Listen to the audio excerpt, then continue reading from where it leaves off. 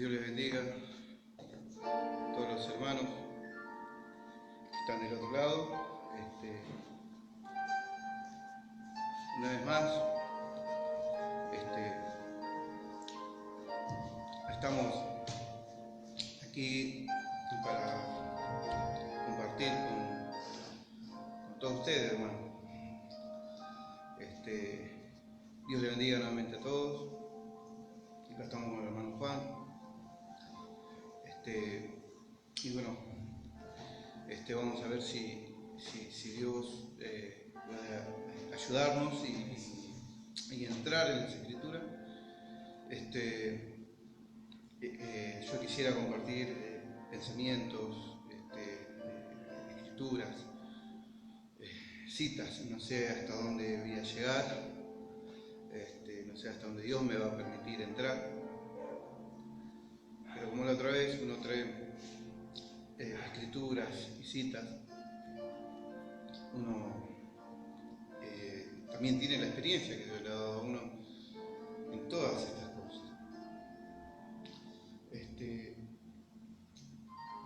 Ahora yo quisiera compartir con ustedes los textos bíblicos que yo he apartado, he seleccionado. Como la otra vez tuve que achicar un poco para poder no ser tan largo, tan cansador, solamente para mostrar por las Escrituras la línea que Dios trae. Y el tema que yo quisiera traer, primero yo quisiera aclarar esto, ¿no? Quizás muchos no estén de acuerdo conmigo, quizás muchos no crean que igual que yo, es legítimo, pero yo lo que voy a traer son las Escrituras. Entonces, el tema está de que aquel que es renacido de nuevo, aquel que ha tenido una experiencia con Dios y aquel que ama la palabra, sabrá decirle amén a la palabra. Sabrá decirle que la palabra de Dios es veraz. Donde nosotros estamos en un tiempo tremendo, donde hay muchas denominaciones.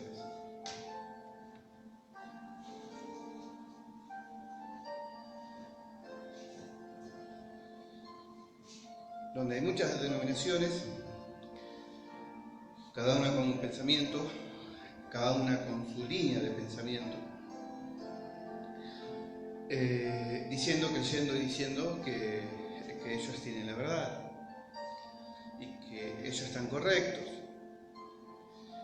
Pero yo creo que el que tiene la verdad es la palabra de Dios, la palabra es la verdad, y desenmascara todo pensamiento, toda doctrina humana, todo pensamiento contrario a las Escrituras, toda doctrina que es antibíblica.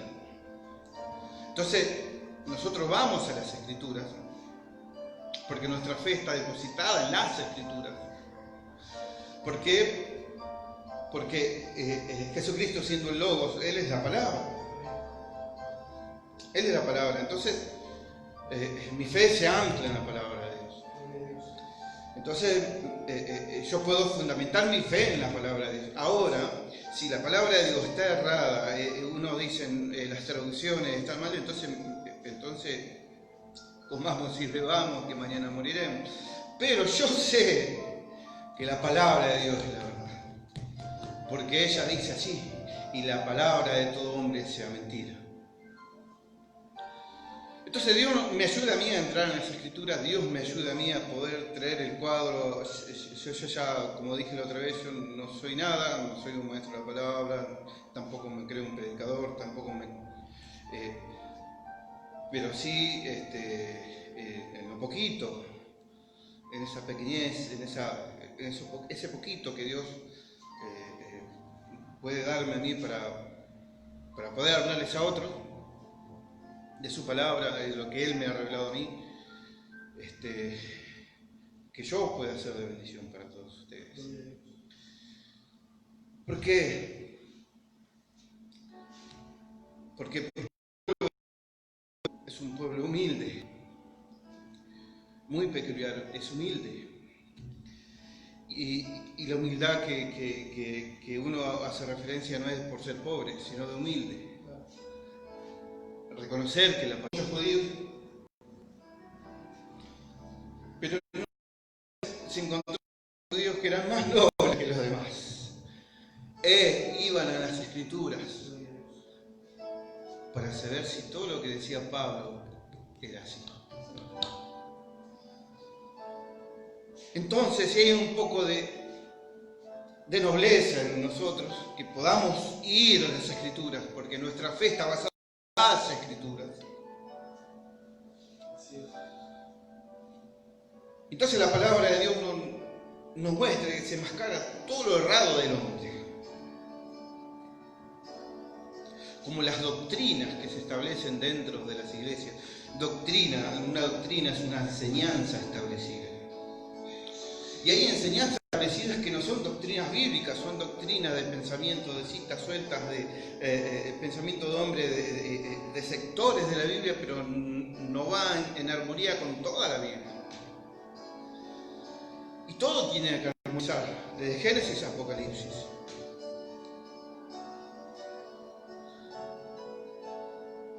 Y entonces yo, pensando en todas estas cosas, en lo que yo quisiera traerles a ustedes,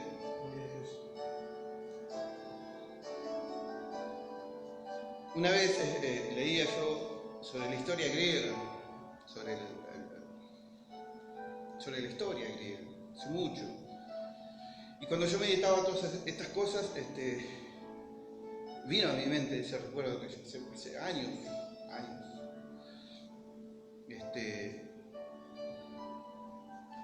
Y yo veía, ¿no? Veía y leía cómo era que se gobernaba. Y algo me atrapó a mí en eso y me hizo pensar mucho, pero no me hizo investigar. Eso que va ahí. Entonces me acordé de eso y empecé a investigar.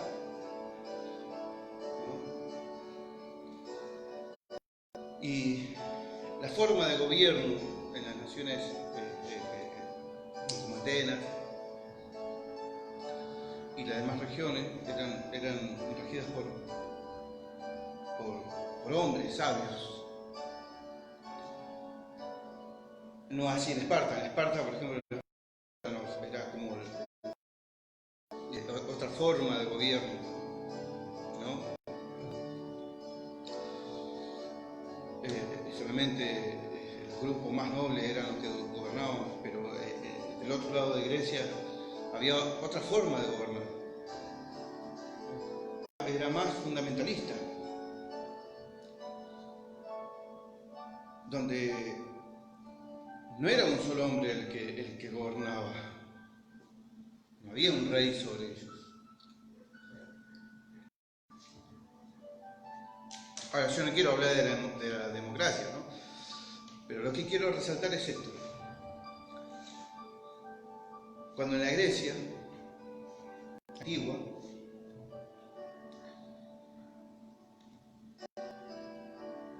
hubo un gobernante que gobernó sobre las demás ciudades griegas y que tuvo todo el poder, fue llamado tirano. Fue llamado tirano.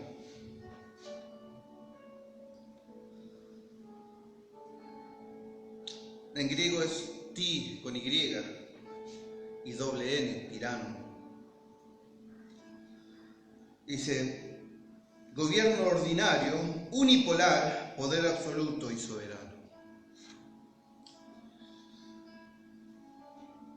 Y en mi mente me venía sobre pero un tirano es alguien que hace algo injustamente.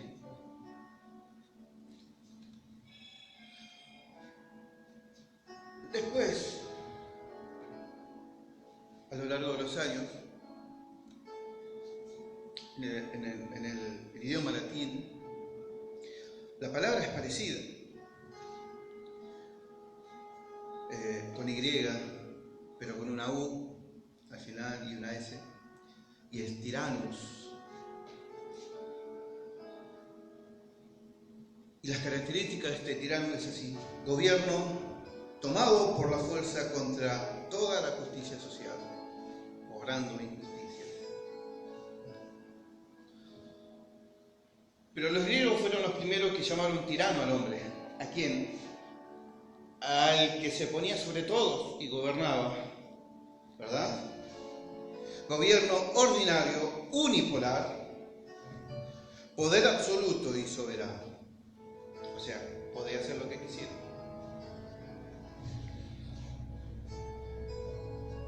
Entonces un hombre gobernando es un tirano. Que tenga el poder absoluto. Y yo pensaba en todo esto y pensaba en la iglesia del Señor, en la viña del Señor, ¿no? Y veía de que cómo han tomado posición y viva, ¿no? Al primer sello, Apocalipsis 6:1, con el caballo blanco, ¿verdad? Que parecía tan bueno, pero al final no lo era. El primer sello, el jinete del caballo blanco. Y en todo esto del jinete del caballo blanco hay todo un desenlace. Vemos como toda esta trama diabólica del diablo dentro de la iglesia del Señor, tomando y ocupando el lugar del Señor, en lugar del Señor.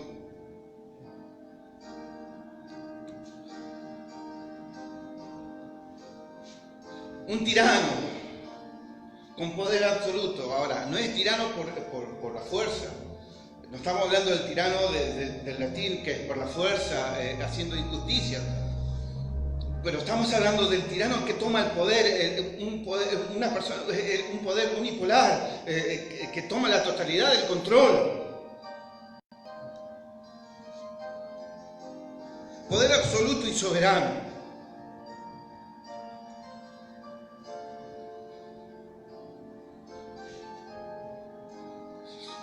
El poder absoluto y soberano es del Señor Jesucristo en su iglesia.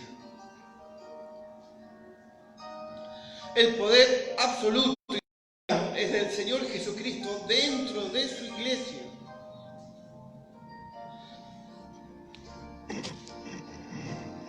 Nadie puede tomar ese lugar. Nadie puede tomar el lugar del Señor porque Él pagó el precio. Y entonces, si hay uno que tiene el poder absoluto y soberano dentro de la iglesia del Señor, es el Señor mismo. Entonces Él se pasea entre los candeleros, se pasea entre las edades de las iglesias, entre las edades de las iglesias, Él se pasea como el soberano, como aquel celoso por lo que Él pagó el precio y no le da la gloria al hombre, Él no le da la gloria a nadie, Él no comparte su gloria.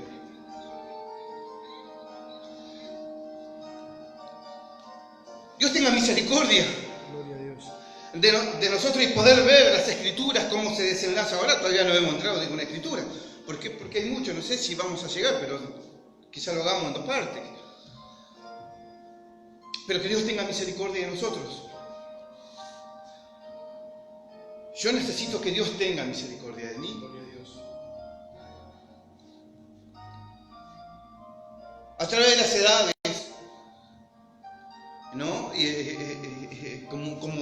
Como cuando hablamos el domingo pasado sobre la prioridad de ancianos, sobre cómo en las edades, ¿no? Se desenlaza todo esto. Primero como un pensamiento, como un dicho, luego una doctrina, luego es coronado.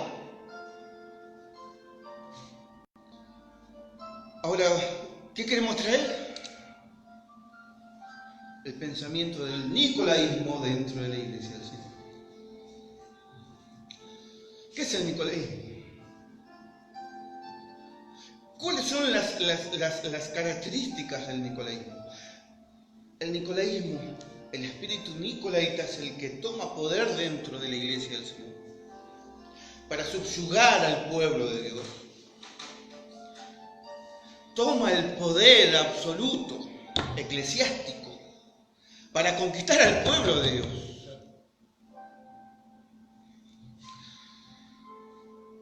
El nicolaita toma el lugar de Cristo, porque el nicolaísmo, el Papa cuando se sentó en su trono, se hizo llamar el vicario de Cristo, en lugar de Cristo. En lugar de Cristo. Ahora, yo le voy a decir, hermano, un pastor que se dice ser y llamar, y él cree que es la cabeza de la iglesia, cuando la Biblia dice que la cabeza de la iglesia es Jesucristo, él está tomando el lugar de Cristo.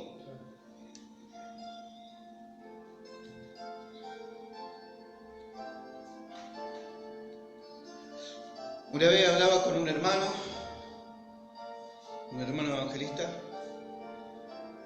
una iglesia allá en Santa Fe, una iglesita allá, pentecostal. Y yo le hablaba sobre trataba de hacer contacto y bueno, yo prediqué muchas veces ahí. Pero luego yo trataba de hacer contacto con los hermanos, con los obreros de ese lugar. El pastor, muy buen hermano. Todos los hermanos, muy buenos hermanos. Pero él me contaba una anécdota. Y estábamos mirando el lugar donde se hacían los cultos. Y le digo yo, qué raro que no hicieron tipo plataforma, le digo. Qué raro. Dice, no, sí teníamos. Pero fue trabajar mucho. Y yo lo miraba. Y entonces me empieza a contar. Dice, nosotros estamos construyendo de este lado, me decía, estamos construyendo de este lado y ya lo estamos terminando, ya habíamos terminado todo, ya le habíamos tachado todo y íbamos a poner, luego le íbamos a poner cerámica, porque el pastor dijo que había que hacerlo ahí.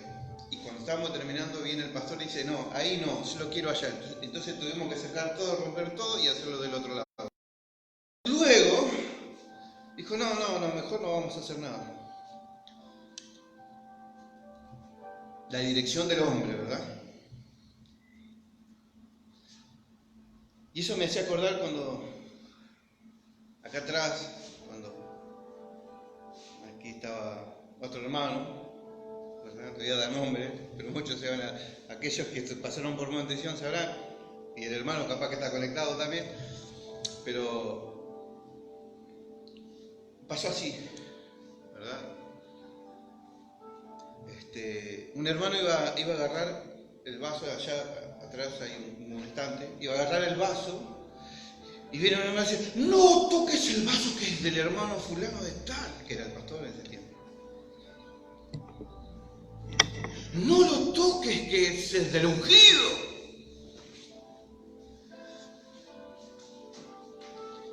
Bueno, medio que, porque el hermano Juan se está riendo porque sabe de que todos estamos hablando, ¿verdad? Ahora, hoy uno se ríe, pero es triste, hermano.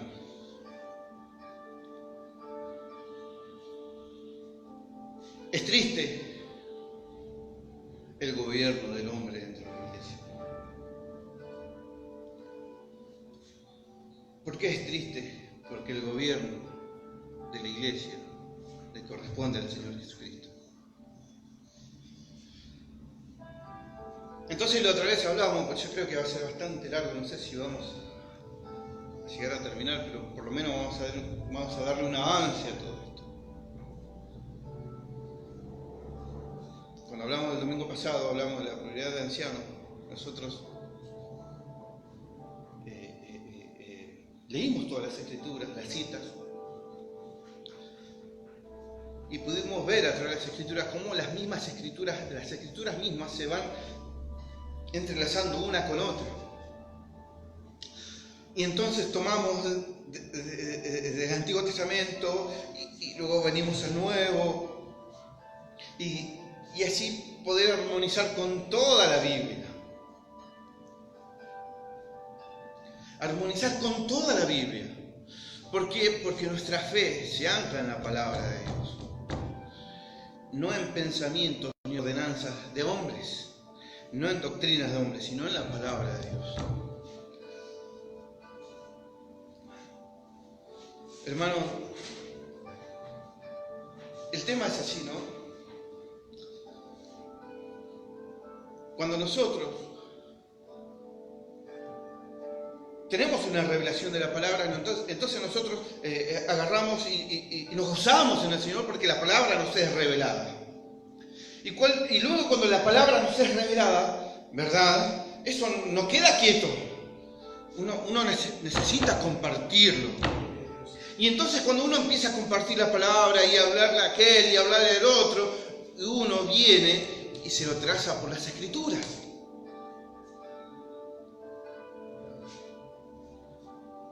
Uno tiene que trazarlo por las Escrituras porque nuestra fe tiene que estar fundada en la palabra de Dios, en las Escrituras. Entonces, si vamos al tema del bautismo bíblico, lo bautimos en el nombre del Señor Jesucristo, y yo pudiera decir, como lo hemos dicho durante años, muéstreme un solo versículo en la Biblia, el bautismo en el nombre del Padre, el Hijo y el Espíritu Santo. No existe. No existe. Entonces podemos demostrar por las Escrituras a aquellos que no le ha sido revelada la palabra de Dios, a través de las Escrituras, la revelación de la palabra. Ahora, si no lo ves, porque ha sido velado esta verdad. Ahora, si no lo ves, porque está velado esta verdad. Ahora, el tema es, tampoco podemos encontrar versículos bíblicos que hablen de un solo pastor en la iglesia primitiva. No hay. Hay una pluralidad de ancianos. Hay ministros. Hay quienes ministran al Señor. Tampoco podemos encontrar en las Escrituras de que diga de que el pastor es la cabeza de la iglesia. Porque yo en las Escrituras veo de que la cabeza de la iglesia es el Señor Jesucristo.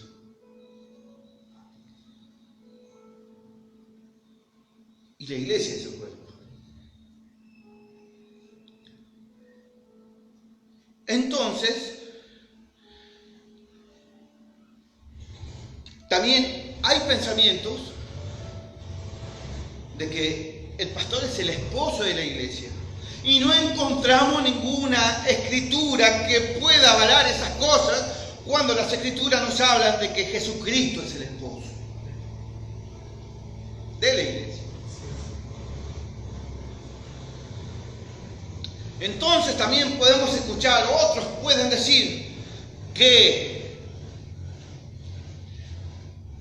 la autoridad suprema dentro de la iglesia es la del pastor, y no hay escritura para avalar eso, porque la autoridad suprema de la iglesia es el Espíritu Santo, es el Señor Jesucristo.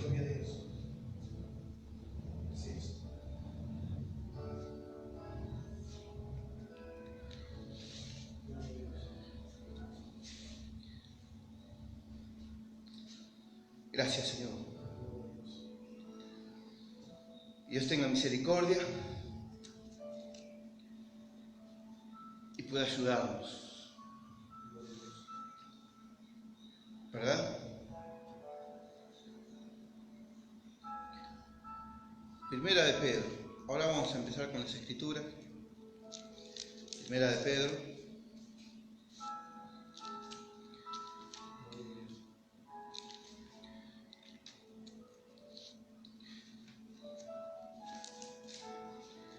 Gracias, Señor. Primera de Pedro, capítulo 2.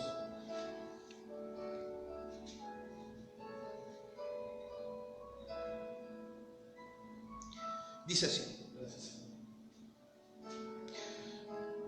Lo leemos, lo hacemos en el nombre de nuestro Señor Jesucristo.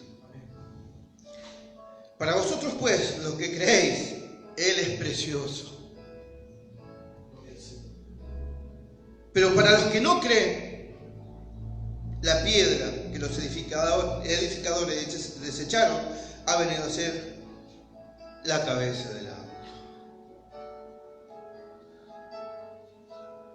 Los edificadores, los pastores, los ministros, los que lideran, los que le ha sido otorgada la responsabilidad de llevar adelante, porque Dios ha puesto dones en la iglesia. Pero cuando la Biblia dice que Dios ha puesto dones, no dice que ha puesto un solo don de pastor en la iglesia. No. Entonces esto es así. Para vosotros, pues, los que creéis que la palabra en Jesucristo, Él es precioso. Pero para los que no creen, la piedra que los edificadores desecharon ha venido a ser la cabeza del ángulo. Gracias, Señor.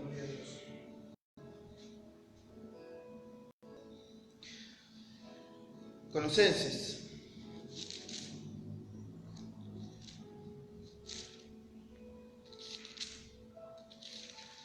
Gracias, Señor. Esperamos que sea de bendición todo esto. Colosenses 1:18. Son escrituras muy conocidas. Dice así: y Él es la cabeza del cuerpo, que es la iglesia, el que es el principado, el primogénito entre los muertos, para que en todo tenga preeminencia. Para que en todo tenga preeminencia. ¿Quién? Jesucristo. El Señor. Capítulo 2, verso 10. Y vosotros estáis completos en Él, que es la cabeza de todo principado y potestad. Verso 19. Dice así. Verso 18. Nadie os prive de vuestro premio, afectando humildad y culto a los ángeles, entremetiéndose en lo que no ha visto, vanamente hinchados por su propia mente carnal. Verso 19. Y no haciéndose de la cabeza, en virtud de quien todo el cuerpo, nutriéndose y uniéndose por la coyuntura y ligamentos, crece con el crecimiento que da Dios.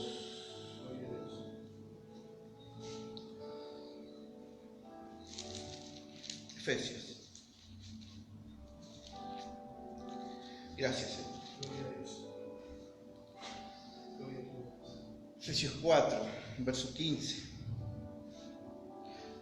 Sino que siguiendo la verdad en amor, crezcamos en todo, en aquel que es la cabeza, esto es Cristo. 5:23 de Efesios. Dice así: porque el marido es la cabeza de la mujer, así como Cristo es la cabeza de la iglesia, la cual, la iglesia, es su cuerpo y Él es su Salvador. Como se empieza a desenvolver y a mostrar en las Escrituras de que el pastor no es la cabeza de la iglesia. 1 Corintios.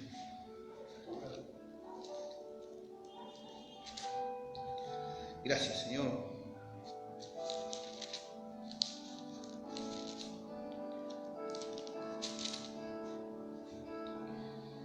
Gloria a tu nombre, Señor.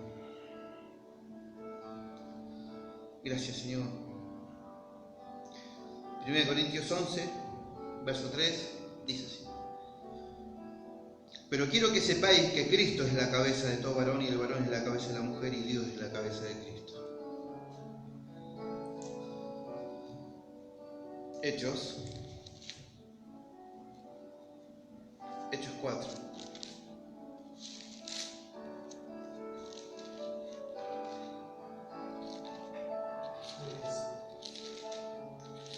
Hechos 4. Gracias, Señor.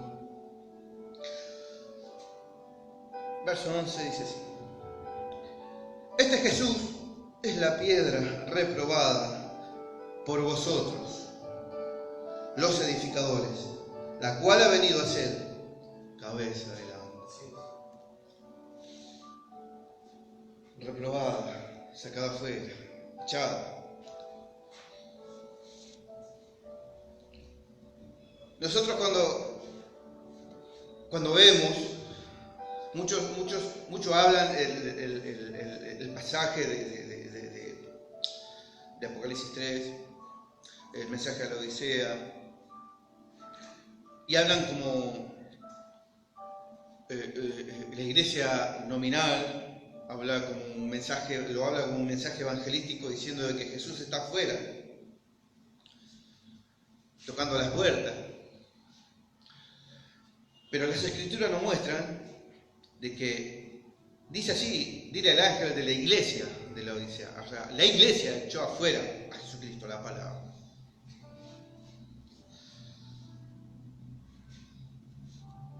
Pero nuevamente, de aquellos que creen tener la palabra, como decía nuestro hermano Leonardo ayer, que pueden hablar como un trueno, pueden predicar como un trueno, ¿verdad? Y hablan lo correcto el 99,9%, pero fallan en el 1%, ¿verdad? No están diciendo toda la verdad y están creyendo una mentira al diablo. ¿De qué? De que el pastor es el esposo de la iglesia y el pastor es la cabeza de la iglesia.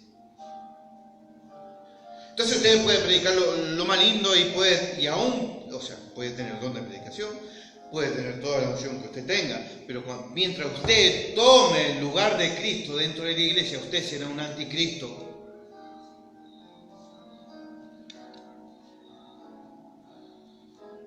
Usted será un anticristo.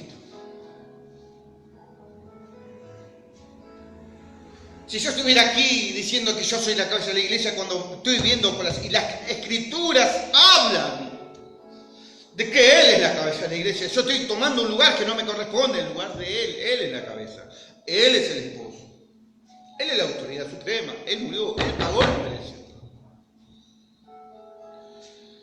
Gracias, Señor. Que Dios nos ayude.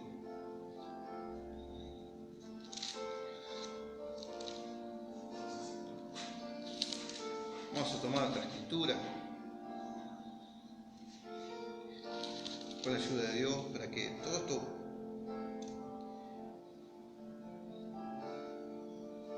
empiece a tomar color. Igual vuelve a repetir Jesucristo lo que acabábamos de leer, Mateo 21:42 dice así. Mateo capítulo 21, verso 42 dice así. Jesús le dijo: ¿nunca leísteis en las Escrituras la piedra que desecharon los edificadores ha venido a ser cabeza del ángulo? El Señor ha hecho esto y es cosa maravillosa a vuestros ojos. Que desecharon los edificadores. Desechan las Escrituras para ponerse ellos en ese lugar. Toman una cita para ponerse ellos en ese lugar que les corresponde al Señor. Esas son las características del nicolaísmo, tomando el lugar del Señor, tomando el control, conquistando a través de eso. ¿Cómo conquistando? Porque conquistan el pueblo, porque ellos dicen esto: el pastor es la boca de Dios. Ellos dicen: el pastor es Dios en la iglesia, porque habla a través de ese ministerio y a través de la boca del pastor. El pastor es el trono de Dios en la iglesia. Barbaridades, antiescriturales, anticristo.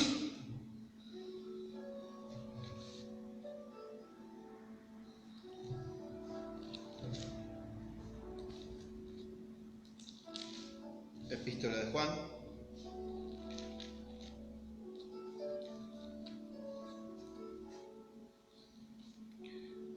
Juan 3.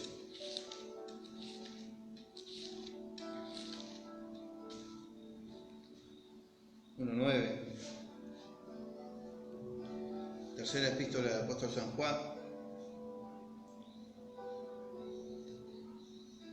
Dice así: yo he escrito a la iglesia, pero Diófretes, el cual le gusta tener el primer lugar entre ellos, no nos recibe. el que le gusta tener... O sea, esto ya empezó aquí, dando Pablo. Esto ya empezó aquí. Yo he escrito a la iglesia, pero Diófetres, el cual le gusta tener el primer lugar entre ellos, no nos recibe. Y aún Policarpo, con la estatura que tenía espiritual, siendo un discípulo de Juan, él se inclinaba a la organización, se inclinaba hacia todas estas cosas.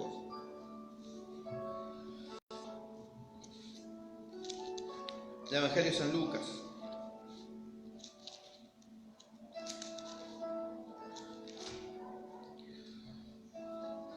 Lucas, capítulo 9.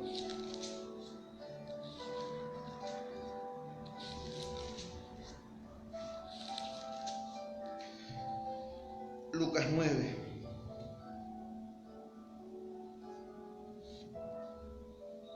Dice así.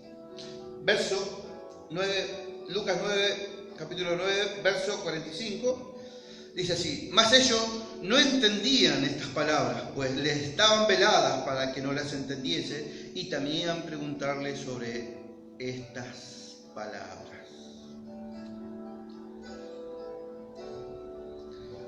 Entonces entraron en discusión sobre quién de ellos sería el mayor. Y Jesús, percibiendo los pensamientos, sus corazones, tomó un niño y lo puso junto a sí, y les dijo: cualquiera que recibe a este niño en mi nombre, a mí me recibe, y cualquiera que me recibe, a mí recibe al que me envió. Porque el que es más pequeño entre vosotros, este es el más grande.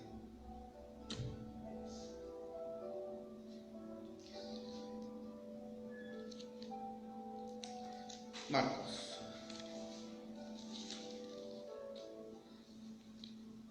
Marcos 9.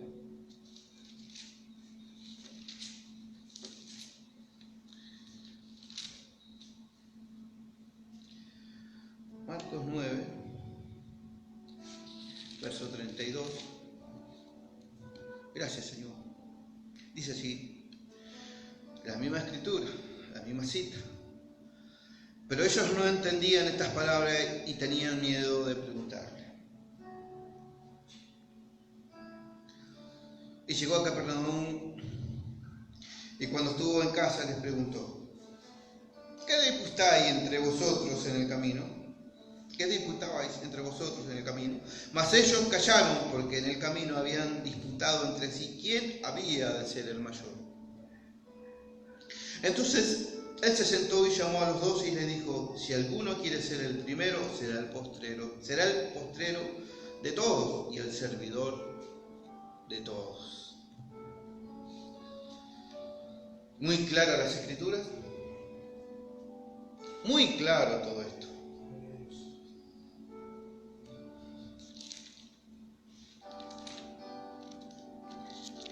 Que Dios nos ayude.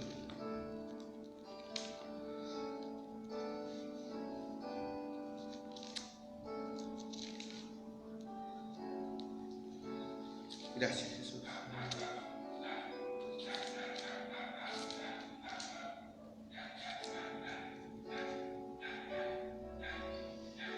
Vamos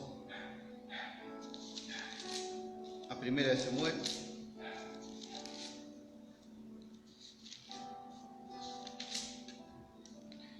Verso 8.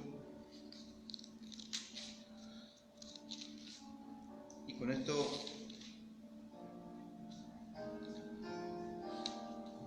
vamos a ir formando todo esto. Aunque ya hemos hablado bastante, hemos aclarado muchas cosas, pero de todas maneras las escrituras son la verdad.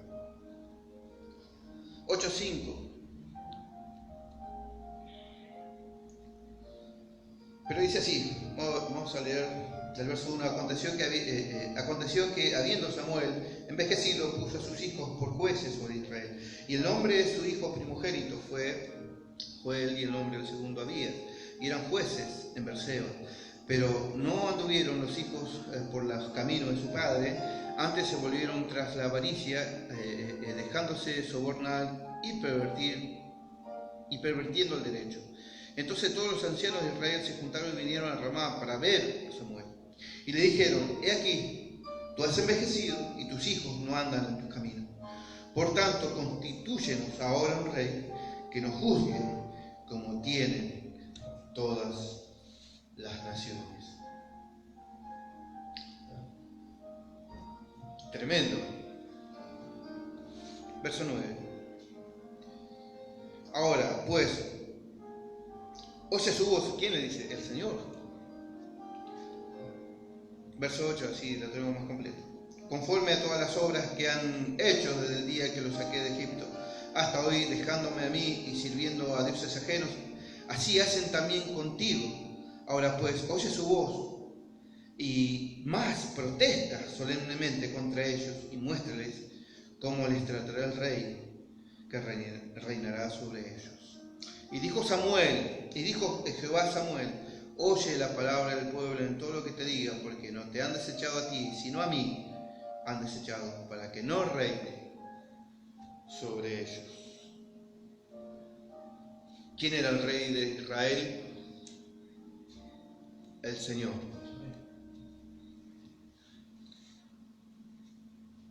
Pero ellos querían un hombre que les diga cómo hacer su religión. Pero el rey de Israel era el Señor. Y entonces él le dijo: pero no te han desechado a ti, sino a mí, para que no reines sobre ellos. Humanizando el poder, la parte espiritual, humanizándolo, quitando todo lo espiritual y rigiéndose a través de lo humano. Entonces, el que reinaba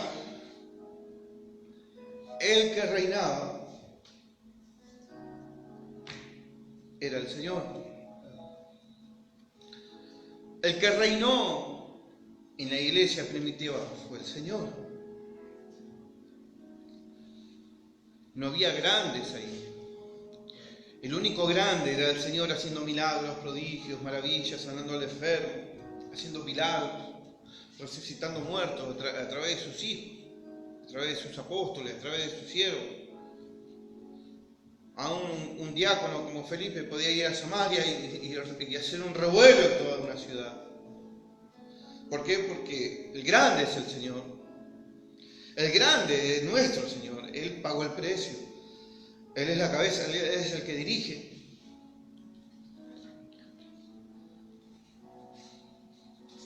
Él es el que hace todas las cosas.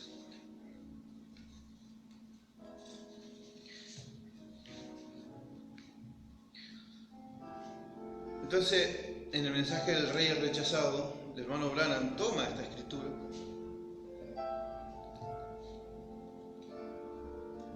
y dice, debo que lee la escritura, dice: ahora, si yo tratara esta mañana de escoger de estos los que llamaría yo un texto para los siguientes minutos, me gustaría escoger el texto de El rey rechazado. Era un tiempo que, como en todos los tiempos, que la gente nunca ha querido que Dios los guíe. Ellos quieren su propia manera de liderazgo. Su propia manera de liderazgo. En la página 6 dice: y no importó cuánto trató Samuel de persuadir al pueblo, continuamente andaban tras él día y noche. Queremos un rey, queremos un hombre que podamos decir: este es nuestro guía.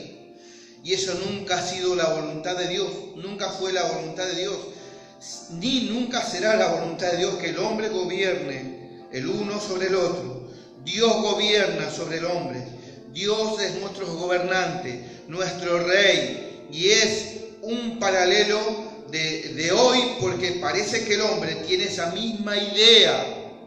No parecen ser capaces de captar que todavía Dios gobierna al hombre en vez de que el hombre gobierne al hombre. Así que ellos se escogieron un hombre llamado Saúl, el cual era hijo de Cis, y él era un hombre de reputación, un hombre honorable, pero el pueblo le pareció bastante bien, porque él era un gran hombre, noble, alto de estatura. Las Escrituras dicen que él era la cabeza y de hombro más alto que cualquier hombre en Israel. Él tenía apariencia de rey y él era de rostro hermoso, él era un hombre brillante y extraordinario. Ahora, esa es la clase de hombre que a la gente le gusta escoger hoy. La gente no parece estar satisfecha con la forma en que Dios estableció que su iglesia fuese gobernada y controlada por el Espíritu Santo. Ellos quieren a alguien, algún hombre, alguna denominación, a ciertas personas que gobiernen la iglesia y que no son capaces de ponerse completamente en las manos de Dios para ser espiritualmente, para ser guiados por el Espíritu Santo. Ellos quieren que alguien les haga su religión, alguien que les diga cómo hacerlo y todo al respecto. Así que pareció que este hombre llenaba exactamente la posición porque él era un hombre muy intelectual. Y es bastante parecido a hoy en día. A nosotros nos gusta escoger a tales personas también para que controlen nuestras iglesias, para que controlen la iglesia de Dios. No tengo nada que decir en contra de eso, pero solo para llamar la atención sobre un punto, que no fue y no será la voluntad de Dios que eso sea así. Dios es el que ha de regir a su pueblo, ha de gobernar a cada individuo. Entonces encontramos que este hijo de Cis, un hombre, un gran hombre y de estatura, parecía que el pueblo le agradaba, que se veía muy bien, su mano sobre él y la corona sobre su cabeza, muy por encima de la otra gente mientras caminaba. Sería de gran provecho para el reino de Israel, pues los otros reyes de las otras naciones pensarían: miren qué hombre, cómo ellos podían señalar con su dedo y decir: miren aquí qué gran rey tenemos, miren qué gran hombre es el que está sobre nosotros.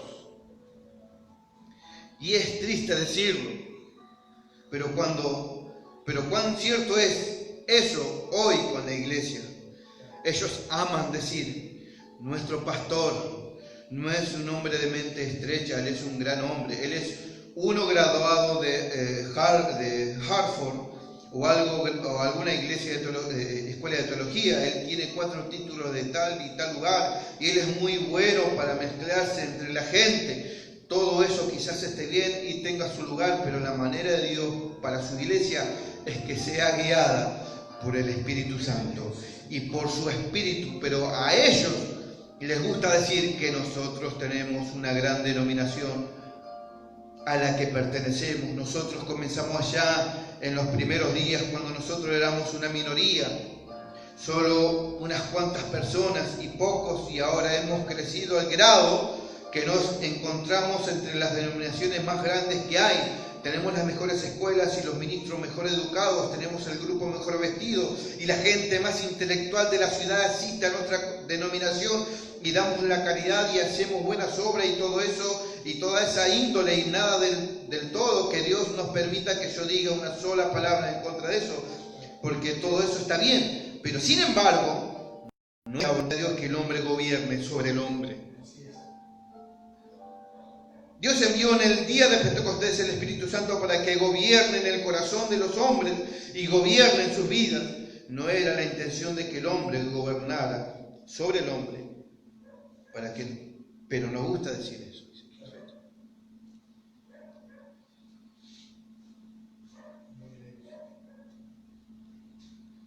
Es muy clara la Escritura, es muy claro el mensaje.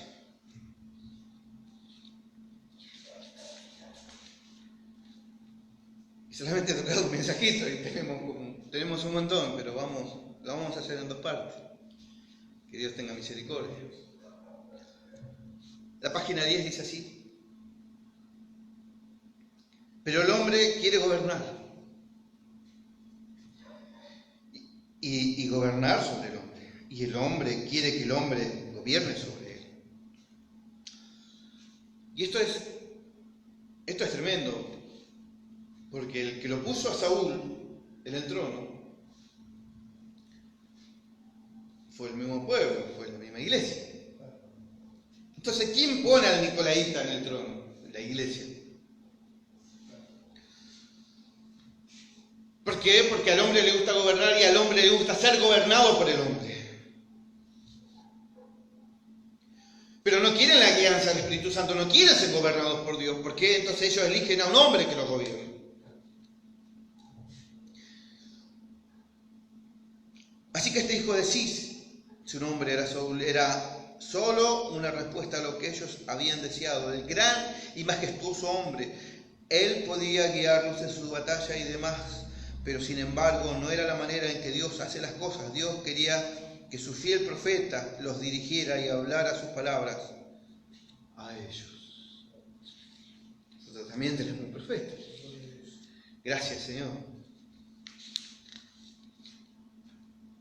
La página 13 dice así: cuando ustedes miran, algunos diciendo que han recibido el Espíritu Santo, y empiezan a separarse ellos mismos, por lo visto no teniendo la fe, yendo a un lado para otro, tratando de ser algo que no son, solo recuerden, ellos no han recibido al Señor. Entonces encontramos que el enemigo subió e iba a entrar entre un grupito de la gente de Dios e iba a sacar el ojo derecho de todo hombre. Eso es lo que el enemigo siempre trata de hacer, es sacar los ojos, si puede, los dos, para que la gente no pueda ver lo que Dios está haciendo. Eso es lo que Satanás está tratando de hacer hoy a todo cristiano. Sacarle su vista espiritual para que él solo pueda seguir el sentido intelectual de las cosas y no el sentido del Espíritu Santo guiándolo a él.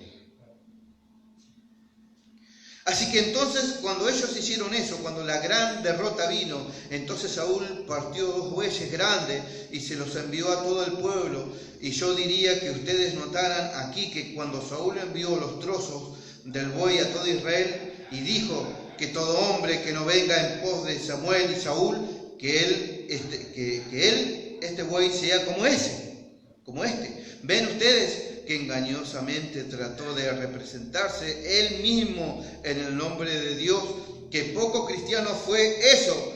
El temor de la gente era por causa de Samuel, pero Saúl hizo que todos le siguieran a él por causa de que la gente temía a Samuel, que vengan en pos de Samuel y de Saúl.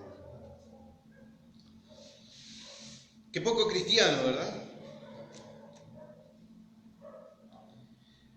Se tratan de representar ellos mismos en el mensaje con el profeta de la hora. Ellos mismos se representan porque acá hay una cita, pero tiene que armonizar con toda la escritura. Todo esto tiene que armonizar, todo pensamiento tiene que armonizar con la escritura, toda doctrina tiene que ser doctrina bíblica. Tiene que cuadrar con las escrituras de Génesis a Apocalipsis. Es tremendo todo esto, hermano. Es tremendo todo esto.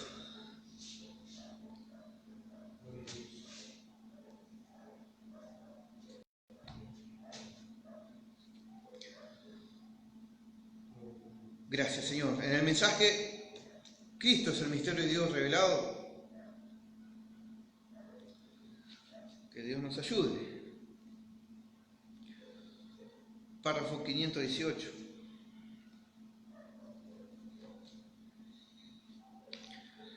Gracias, Señor. Párrafo 518.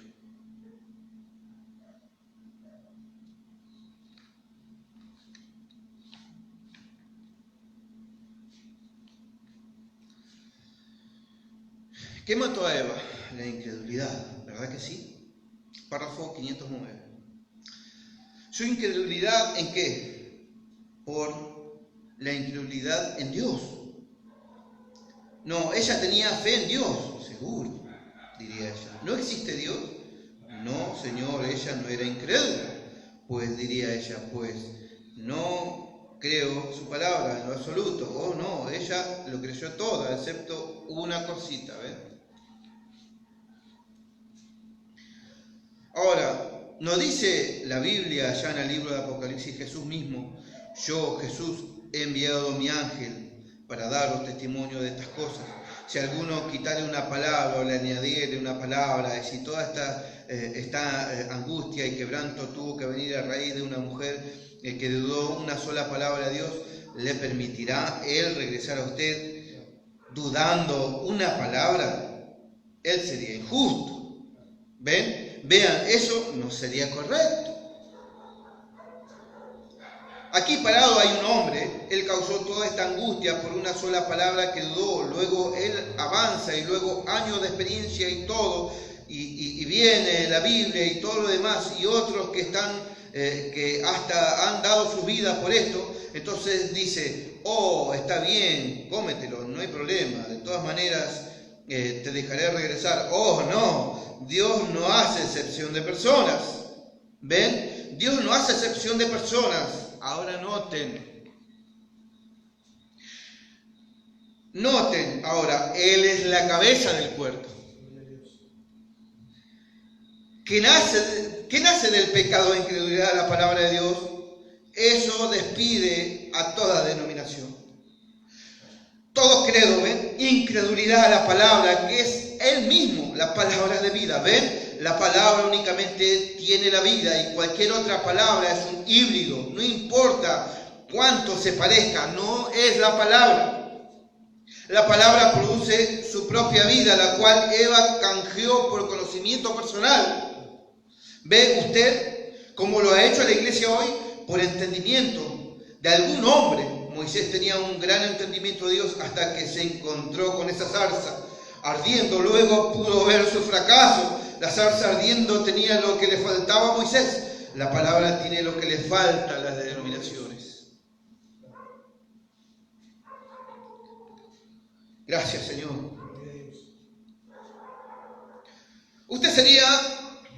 ¿No sería ese un texto maravilloso para esta tarde con el cual continuar? Oh, vaya, ¿no sería maravilloso? ¿Ven? Ustedes piensen ahora en eso, en lo que significa. Por lo tanto, el cuerpo no puede reconocer, no fallen ustedes en esto, el cuerpo por consiguiente no puede reconocer ningún otro liderazgo sino la palabra. Pues la cabeza está conectada al cuerpo y la cabeza es la palabra. Y es la misma palabra, un liderazgo. Por tanto, denominaciones y padres santos y cuantas cosas más es muerte. Hay un solo liderazgo y ese es Cristo. El cuerpo solo reconoce una cosa, la palabra.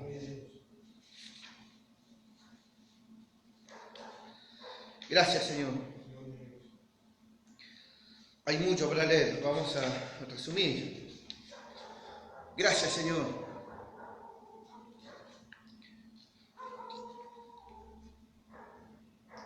Entonces, nuestra cabeza es un reino. El reino de Dios está entre nosotros, dice la Biblia. Jesús, el reino. Nosotros no somos una denominación, pertenecemos a un reino.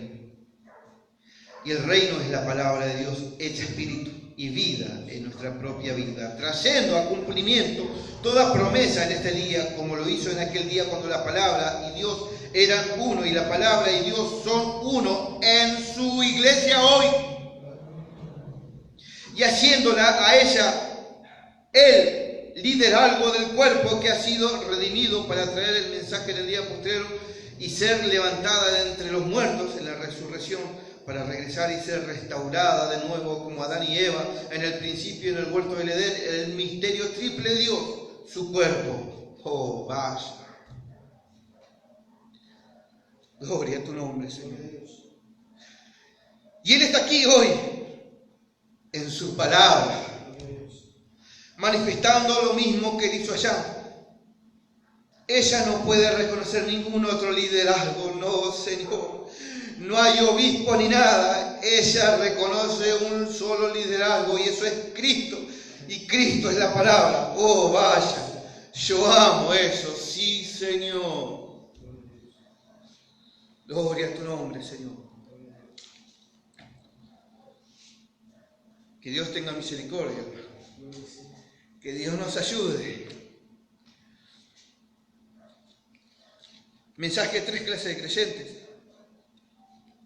En el párrafo 323.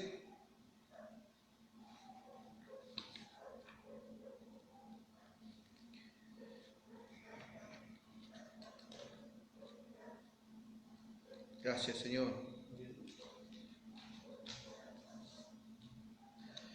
Dice así: ayúdanos, oh Dios, especialmente a tu iglesia, aquellos que están bautizados en ese cuerpo místico de Cristo, lo cual es el Espíritu que vivifica.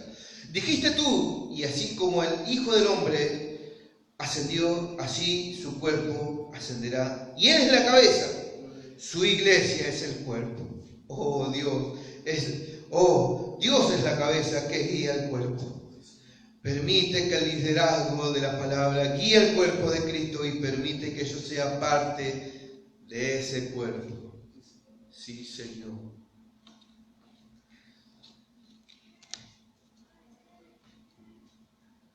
Hasta aquí vamos a... Lo demás lo vamos a dejar para otro día. Pero yo creo que la Escritura y la cita han sido muy claras.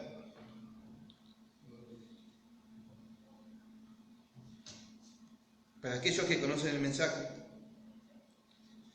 hay muchas citas.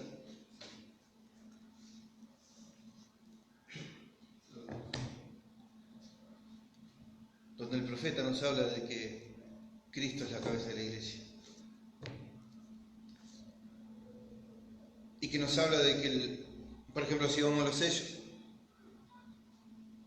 el hermano Branham habla de que el espíritu nicolaíta es el que toma control de su iglesia y gobierna su iglesia. Cuando vamos a las edades,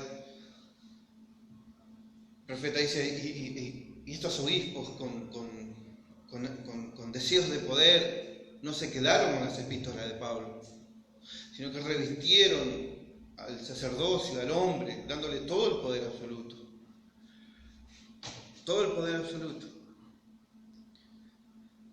Tirano, con Y, en griego, gobierno ordinario, unipolar, poder absoluto y soberano. Yo le voy a decir esto: un pastor que está gobernando la iglesia es un tirano. Pero cuando ese hombre se deja dirigir por el Espíritu Santo, él sabrá que él también es una oveja y él también necesita ser ministrado y él también necesita ser pastoreado y él tiene que tener compañeros a su lado que lo pastoreen a él, a su familia. Pero hoy, ¿quién pastorea la familia del pastor? ¿Quién lo pastorea? ¿Quién le puede decir algo al pastor? Ah, no, él es la cabeza, él es el... ¿no? ¿Sabe quién es la cabeza? Es Cristo. No, pero el pastor lo pastorea el Señor. Amén, pero Dios puso hombres en su iglesia. Y cuando Él sigue tomando ese control, Él seguirá estando en el lugar de Cristo. Dios tenga misericordia. Hay mucho más para hablar, pero vamos a dejarlos ahí y lo vamos a compartir en otro día, si Dios nos permite, la semana que viene.